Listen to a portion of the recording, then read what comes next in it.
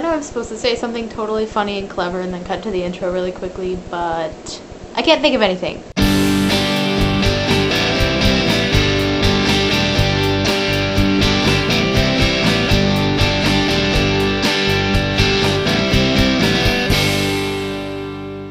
Okay, Caroline and Mindy, tell me about Latin, because I'm thoroughly confused. I mean, when I said Latin was a dead language, I meant that Latin isn't really spoken like we speak English, if you know what I mean. Like, you can't really go to any country or, village and be like, hey, what's up in Latin, because they don't speak it. It's not like their first language.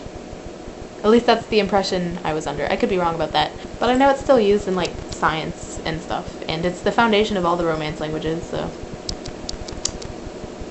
it's not dead, but it's not really spoken, I think. So that's why I was surprised that they printed Harry Potter in it. Caroline, your shirts are awesome. I'm gonna come over to your house, okay? And I'm gonna watch all of the Pickle Pack videos and have a total fangirl spaz attack. I have a couple Harry Potter shirts. I have, let me think. Well, I got a bunch when I went to Rock Chicago because I was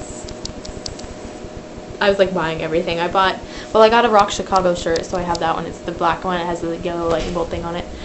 And I have a Remus Lupin shirt. It just says the Remus Lupins. I think it says Making Trouble in 08 or something. And I have a Butterbeer Experience shirt. It says Rock Rocks. W. Rock Rocks. Maggie, you said something that made me really excited. You said that we should all meet up at Rockstock. That would be amazing. And don't you, Caroline, you live in Missouri, right?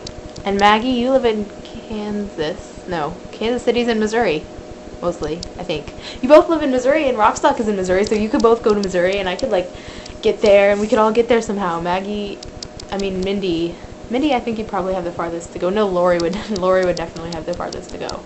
Speaking of which, Lori, I miss you very much, and I'm kind of worried about you, although I have the feeling that you're just either having computer problems or you're really, really mega busy, which I can totally understand, but we miss you.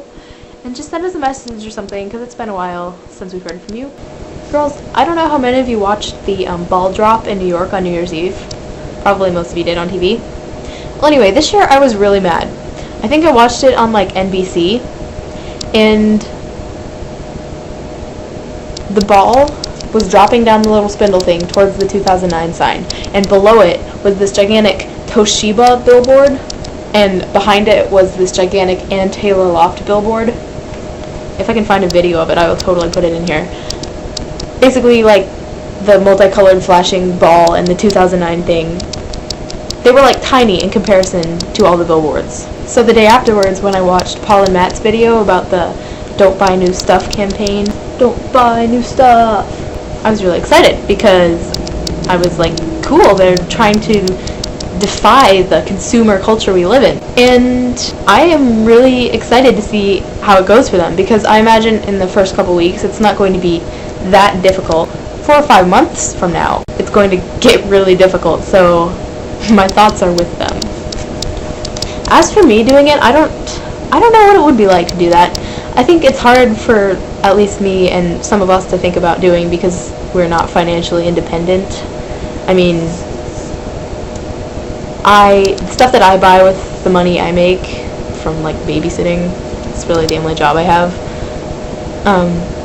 Mostly, the stuff I buy with that money is mostly music and, movie tickets and clothes occasionally and food when I go out with my friends. So, I definitely know that at least 2 of those categories would be exempt under their rules. And I know that not buying anything new is really extreme. It's an extreme experiment. And I think, it's made a lot of people excited about it. They think it's a really great idea, but they don't think they could ever do it themselves. And so I guess a way to kind of tone it down a little bit is not to stop buying anything, but to be more conscious about what you buy. I'm talking about buying locally. Buying food. Buying food locally really helps the environment because you're not paying for stuff that's been shipped halfway across the world, like wasting gas and stuff. And also buying from, you know, mom and pop shops instead of from Walmart, if you know what I mean.